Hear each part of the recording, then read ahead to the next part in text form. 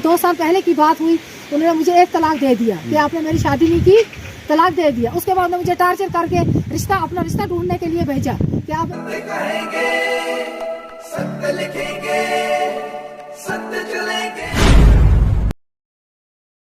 नमस्कार, मैं बहार दिनवानी और आप देख रहे हैं दैनिक स्टार समाचार। इस वक्त मैं जमसलान के इलाके में मौजूद हूँ। यहाँ पर हमारे साथ एक औरत है जो आरोप लगा रही है कि मेरे साथ जो है नाइंसाफ़ी हो रही है और मेरे साथ जो है मुझे जो है इंसाफ नहीं मिल रहा है। हम पूरी बात करेंगे, पूरा जानने की कोशिश करेंगे क्या मसला है, क्या इनका डिस्प्यूट चल रहा है। सबसे पहले मैडम जी आप अपना नाम बताएं।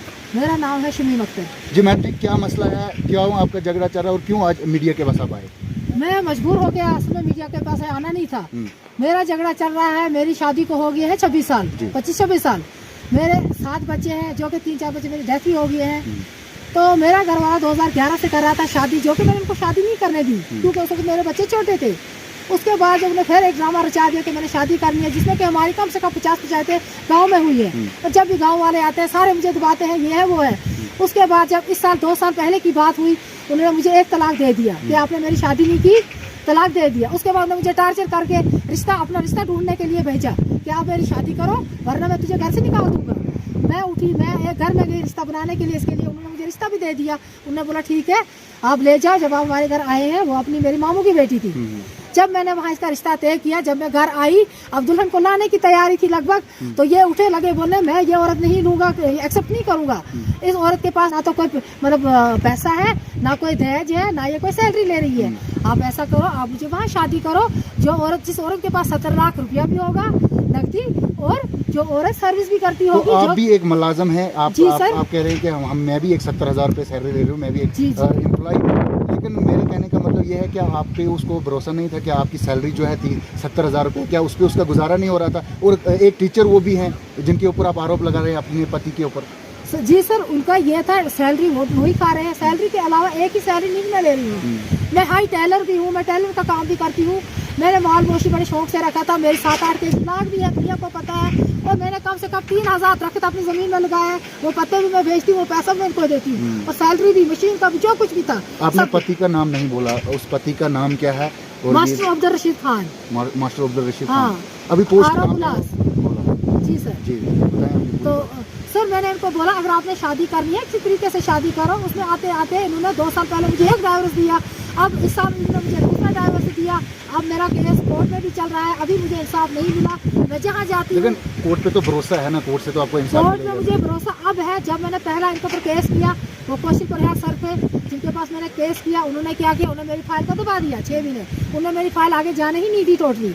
जब मैंने कौशिक सर से बोला, मैंने बोला सर मेरी फाइल आगे नहीं जा रही है, बंदे को तारीख क्यों नहीं पड़ रही है? उन्हें बोला नहीं जी, आपकी जब आवाज़ जज साहब के पास पड़ेगी तो आप जाना। जब मैं जज साहब के पास एक दिन ने लिया मुझे, उन्हें दरवाजे के पीछे मुझे रखा और मुझे लगे बोले आपका जी बयाना हो गया। मैंने बोला मास्टर जी को आप क्यों नहीं बुला रहे हैं, मुझे क्यों बार बार बुला रहे हैं? उन्होंने बोला नहीं जी उसका अभी मतलब क्या है, ये है वो है। उन्होंने मुझे टाल दिया। असल में उन्होंने मेरी जो वो फाइल थी वो आगे दर्ज ही नहीं की थी।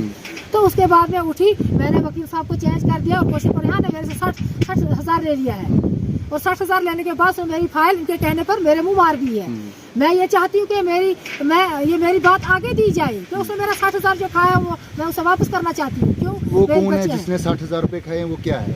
वो वकील है, कौशल प्रयाग सर है। वो देखो वकील तो पैसा लेता है इसमें, तो वकील आपका वकील केस लड़ेगा तो वो तो दूसरे के पास है मेरा केस, मुझसे नहीं लड़ा, उसने मेरी फाइल वापस दे दी। देखो इस चीज़ को तो हम कंडेम नहीं करते हैं, वो तो एक वकील है, वो प्राइवेट है, वो पैसे तो लेगा। हम नहीं इसमें बात सीधा बताएंगे कैमरे के आगे कि हम जो है उसमें हम बात नहीं कर सकते हैं, क्योंकि वो वकील का अपना क्या है क्या नहीं है। अभी जो है आप पुलिस चौकी में भी आए थे, क्या आपका क्या क्यों आए थे? क्या हमारा मसला चलता गया कोर्ट है, उसके बाद मैंने वकील भी चेंज कर दिया। उसके बाद इंशाल्लाह हमारा कुछ ना कुछ डिसीजन बन ही जाएगा कोर्ट से।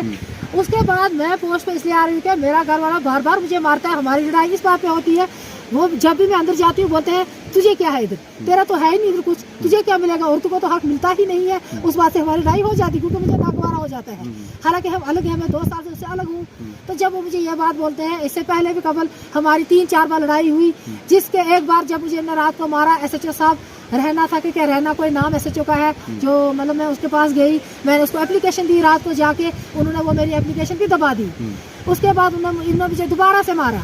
जब इन्होंने मुझे दोबारा से मारा तो मैं दोबारा से फिर गई, मैंने दोबारा से उनके पास एप्लीकेशन दे दी। वहाँ कमरदीन साहब थे, SHO साहब उसको नहीं थे, वही रहना साहब वो नहीं थे, तो मैंने दे दी कमरदीन साहब को एप्लीकेशन। वो एप्लीकेशन भी दूसरी बार ने दबा दी। जब तीसरी बार ने फिर मुझे बहुत ज़्यादा मारा, मैं फिर से मोहर गई। सब नए मतलब SHO साहब आए हैं जो आज हैं, तो उन्होंने भी मेरी एप्लीकेशन को दबा ही दिया, कहीं वो उसका नाम निशान नहीं रखा। उसके बाद उन्होंने फिर मुझ पर एक तशद्दुद किया, तो मैं डायरेक्ट SSP रियासी चला गई। जब SSP साहब के पास मैं रियासी चला गई, उन्होंने मुझे एप्लीकेशन मार्क करके दी। उन्होंने बोला इसकी पूछताछ हो जाएगी, कार्रवाई हो जाएगी। तो सर मैं देखती रही 2 महीने 3 महीने, आज तो 6 महीने गुजर गए, साल गुजरने लगा, लेकिन अभी वो कोई भी कार्रवाई इन्होंने नहीं की। उसके बाद अभी आप क्या चाहते हो? मैं उसके बाद सुने सर, उसके बाद परसों की वारदात होती है। मैं बच्ची से बात कर रही थी इसी बारे में कि मामा आप क्या करना चाहते हो, फैसला करो, ये करो। तब तक मेरे हस्बैंड ने मुझे बोला तुझे क्या मिलेगा, और तुझको तो कुछ मिलता है, तुझे मैंने डाइवर्स दे दिया है, तुझे क्या मिल रहा है, तू कितनी घर से निकलती है। मैंने बोला मैं घर से नहीं निकलूँ। उसी पर हमारी बात जब हुई तो सबसे पहले उन्हें हमसाया 2 बंदे हैं, रमजान लोहार और उसका बेटा शिबीर लोहार को बुलाया। जब वो आए मैं खुश हो गई, मुझे ये छुड़ाएंगे, लेकिन उन्हें मुझे छुड़ाया नहीं। छुड़ाने के बदले वो मुझे अंदर ले गए। अंदर जब मेरे पति ने और मुझे मारा तो उसके बाद मैंने ऐसे वैसे मुश्किल से अपने जान छुड़ा के अपने हाथ से छुड़ाया वहाँ से, तो मैं निकला ही बाहर। जब मैं बाहर आई तो वो बंदे वहीं थे, वो मुझे पकड़ रहे थे। मैंने बंदूक का धक्का निकाला और वो घर भगा दिया उनको। मैंने बोला आपका क्या हाथ में पड़ता है। थोड़ी देर में होता है कि मेरा पति फिर करता है फोन अपने बड़े भाई को और भाई के लड़के को बोलता है आप पुलिस पे फोन करो, जो पुलिस वाले इसके घर वाले हैं वो सारे इधर आ जाएंगे। जिस बड़े भाई को फोन किया आपके पति ने, उसका नाम क्या है? उसका नाम है बशीर हाजी। तो उसको भी फ़ोन किया, और भाई के लड़का है मोहम्मद शफी, उसको भी फ़ोन कर दिया उन्होंने कि आप जल्दी आ जाओ जी। शफी को बोला कि आप जाओ जी, पुलिस वाले सारे इसके घर वाले हैं, उनको लाओ जी इधर। तो उसमें भी हमारी काफ़ी लड़ाई। उसमें थोड़ी देर के बाद क्या होता है कि इसका बड़ा भाई हाजी बशीर आता है। मैंने सोचा चलो अब ये लोग मुझे छुड़ाएंगे, तो मैं भाग रही थी पोस्ट की तरफ, मुझे पोस्ट तरफ नहीं आने दे रहे थे। तो हाजी बशीर जब आता है उसने मेरा बाजू पकड़ लिया। आप देख सकते हैं, ये देखो मेरी बाजू की हालत क्या है, ये देख लें आप देख सकते हैं। ये देखो क्या हालात की है। उन्होंने मेरे बाजू मरोड़ के, एक बाजू मेरे घर वाले ने पकड़ा, एक बाजू मेरे जेठ ने पकड़ा। मैंने इनके वास्ते दिए, मैंने बोला आप मेरा बाजू छोड़ो, हालांकि उसकी बीवी भी साथ थी। मैंने बोला आप अपने रहते मैं उससे थोड़ा मुकाबला करके मैं भाग जाऊंगी ना। मेरी वो जो जेठानी थी ना वो इसके पास आई और भाई हाजी साहब ने मुझे छोड़ा। आखिरकार मैं 35 पर जब हमारी झड़प रही, इन दोनों भाइयों ने मुझे नीचे गिराया हुआ था। आखिरकार मैं वहाँ से उठी, मेरे हाथ में पत्थर आ गया। जब मेरे हाथ में पत्थर आया तो मैंने वो पत्थर फेंका, वो लग गया मास्टर को। तो तब तक ये उठते हैं, मुझे उठा के ही ले जाते हैं, दोनों भाई अंदर डालते हैं बेड पर। ये क्या करते हैं कि जो हाजी साहब होता है वो मुझे ऐसे छाती पे हाथ डाल के पकड़ता है, एक हाथ आगे से डाले, एक पीछे से ऐसे मुझे पकड़ दिया हाथ। तो मास्टर आता है अंदर से, वो मुझे मारता गया। इन्होंने फिर से मुझे नीचे गिराया और मुझे कोई बचने की सूरत नहीं थी। मैंने उसको हाजी साहब को बोला कि हाजी साहब आप खाना कहाँ देख के आए, आपका हाथ कहाँ है। तो उन्होंने मुझे नहीं छोड़ा। तब तक उसके सारे जो भाई जमा हो गए वहाँ, भाई के लड़के वहाँ। तब तक मोहम्मद शफी आ गया, नज़ीर अहमद हाजी आ गया, और नवाज़ अहमद आ गया, नवाज़ अहमद का बेटा आ गया, असलम मतलब मास्टर का भाई मोहम्मद असलम है, उसका लड़का सजाद है, वो भी आ गया। लेकिन इन बंदों ने मुझे किसी ने नहीं छुड़ाया। मेरा घर वाला मुझे मार रहा था, ये सारे बंदे बेड पे देखे तमाशा देखने लगे, बैठे अच्छे तरीके से जैसे मेहमान आके बैठते बेड पे तमाशा देखने लगे। उतने में इन्हीं का दूसरा भाई हाजी है, नज़ीर मास्टर जो है, जब वो आया उसने ऐसे बोला कि क्या कर रहे हो आप लोग। उसके बाद हाजी साहब ने मुझे छोड़ दिया, बाकी बंदे भी अपने अपने उड़ गए। तब भी मास्टर मुझे मारे जा रहा था। तब तक उसका फ़ोन मेरे नाक पे गिरा, तो मेरा जब नाक पे मुझे फ़ोन गिरा मैंने वो फ़ोन पटाका नीचे और मैं वहीं से हाथ छुड़ा के आ गई। मैंने उस वक्त भी पुलिस को बयान दिया है, मेरे पूरे कपड़े टूटे हैं, मैं अभी तक घर नहीं गई हूँ, मैं 4 दिन से अभी बाहर हूँ। तो मेरे सारे कपड़े टूटे हैं, मेरे जिस्म की हालात देख के, कोई लेडी मेरे जिस्म की हालात देख के इन्होंने मुझे मार के क्या किया है। अगर मैंने लड़कियां पैदा की, मैंने पूरा जुर्म किया।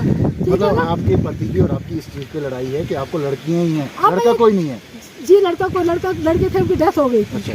तो अब मैं ये चाहती हूँ कि जिन बंदों ने मुझ पर हाथ डाला है इनके खिलाफ मैं यहाँ जो मतलब चौकी ऑफिसर साहब है, बहुत गुड आदमी है, बहुत अच्छे आदमी है। मैं उम्मीद से इनके पास आई हूँ, बहुत अच्छे आदमी है। मैं उम्मीद से आई हूँ कि ये वेरिफिकेशन करें और मुझे एप्लीकेशन को मार करके दें। मैं SHO मोहर के पास जाऊँगी, उसके पास मैं आगे जाऊँगी जहाँ जहाँ मुझे हिम्मत लगेगी। क्यों इन लोगों ने मेरा कत्ल कर दिया, एक बार नहीं कई बार ये लोग मुझे मार पे आए, लेकिन परसों इन्होंने कोई हरबा नहीं छोड़ा मुझे मारने के लिए। वो मेरी किस्मत थी कि मेरा दाना पड़ी था, मैं इनके हाथों से छूटी और यहाँ पोस्ट तक सर नंगे, कपड़े फाड़े हुए, और सर पे कोई दुपट्टा नहीं था। मैं अभी भी घर नहीं गई हूँ। आप मौके पे अगर किसी को भेजेंगे, ये मतलब पुलिस ऑफिसर जो है, अगर किसी को भेजेंगे, मैं अभी तक घर नहीं गई हूँ, उनको पता मैं इनसे पूछ के गई हूँ। तो मेरे कपड़ों की हालात देखो, मेरे दुपट्टे की हालात देखो, सब कुछ देखो मेरे घर में क्या किया है इन्होंने। अभी आप क्या इंसाफ चाहते हैं? मैं इंसाफ चाहती हूँ, मुझे और करके दिया जाए, मैं आगे जाऊँ और बंधु के खिलाफ में पर्चा काटूं। क्यों मुझे ये दुख है कि, और जैसे हाजी साहब आए, वो मेरे जेठ थे, उनको मैं बहन की जगह भी दी। उन्हें बोला कि तेरे कितने खसम है इधर। उसने मुझे ये बात कैसे बोली कि तेरे कितने लूट है इधर, कौन होता था मेरे पास। उसने मुझे ये बात, इस बात का दुख है, उसने मेरी इज्जत पे हाथ डाला, उसने मेरी बेइज्जती की कि तेरे कितने खामद है इधर। मतलब एक खामद के सामने मुझे ऐसी बात बोली गई। अगर मुझे छोड़ा गया है, मेरे खामद का क्या हक है मुझ पर, उसका क्या हक है मुझ पर। अगर हमारा हदीस कहता है कि जब दो टाइम सो जाते हैं, जब मियां बीवी का कोई रिलेशन नहीं रहता, इज्जत मुद्दत खत्म हो जाती है, बीवी आज़ाद है।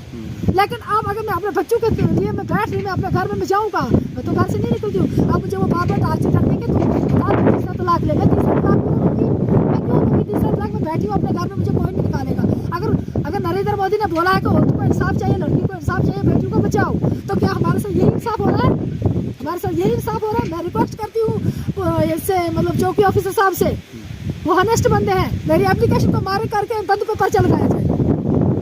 चलिए जी, अगर इस खबर को जो है, अगर इसको LG मनोज सना सुन रहे होंगे, तो हमारी यही गुजारिश रहेगी, जिस तरह से इन्होंने आरोप लगाया कि औरत की सुरक्षा जो है वो किस तरह से किया जाता है, बार बार आपने देखा भी होगा। लेकिन इनका जब आरोप है, क्या इस तरीके से औरत की सुरक्षा की जाती है? सबसे बड़ा सवाल ये उठता है कि इनका कहना है कि मुझे देवर ने मारा, इनका आरोप है।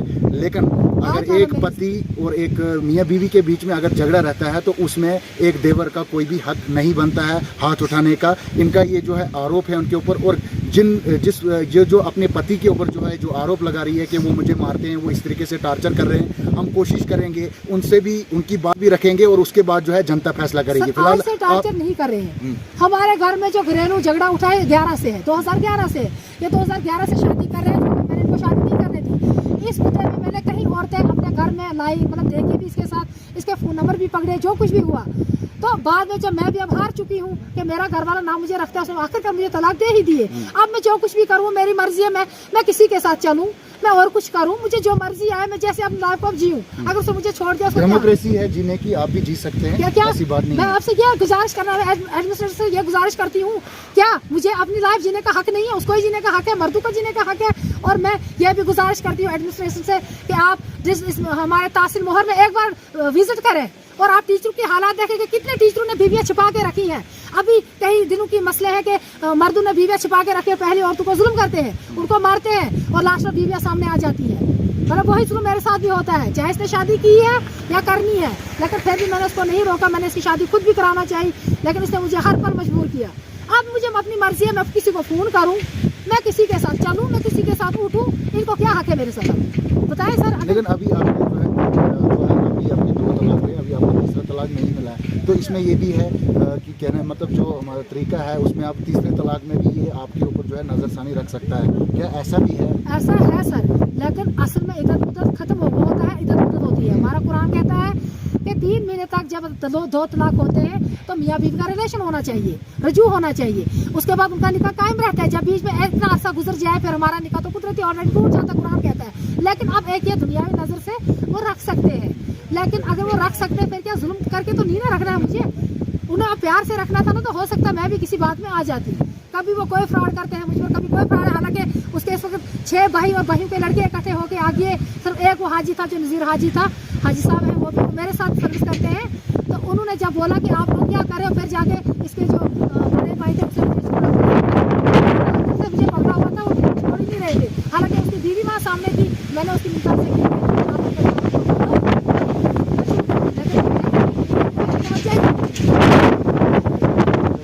कितना दरगुजर करूँ सर, 11 साल मुझे हो गए, 11 साल मेरे घर में जाके है।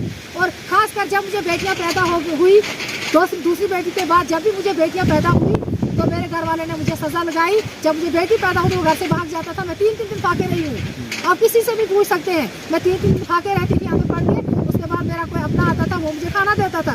क्या अगर मेरा घर वाला इतना बड़ा साइंसदान था, उसने लड़का क्यों नहीं बनाया था? मैं कहाँ से लड़का लाती थी अपने लिए? तो क्या उसका यही फर्ज बनता था? उसका यही फर्ज बनता था कि मतलब औरत पे इतना जुल्म करना? ये है जी, आज का ऐसा ज़माना है कि अगर बेटी को जन्म देती है तो औरत को ये सज़ा भुगतनी पड़ती है। ये मेरा कहना नहीं है, ये शमीम जी का आरोप है। हम कोशिश करेंगे कि जो जिनके ऊपर ये आरोप लगा रहे हैं हम उनसे भी बात करने की कोशिश करेंगे। फिलहाल आप देखते रहे दैनिक स्टेट समाचार। मुझे और मेरे कैमरामैन को दे इजाज़त। शुक्रिया।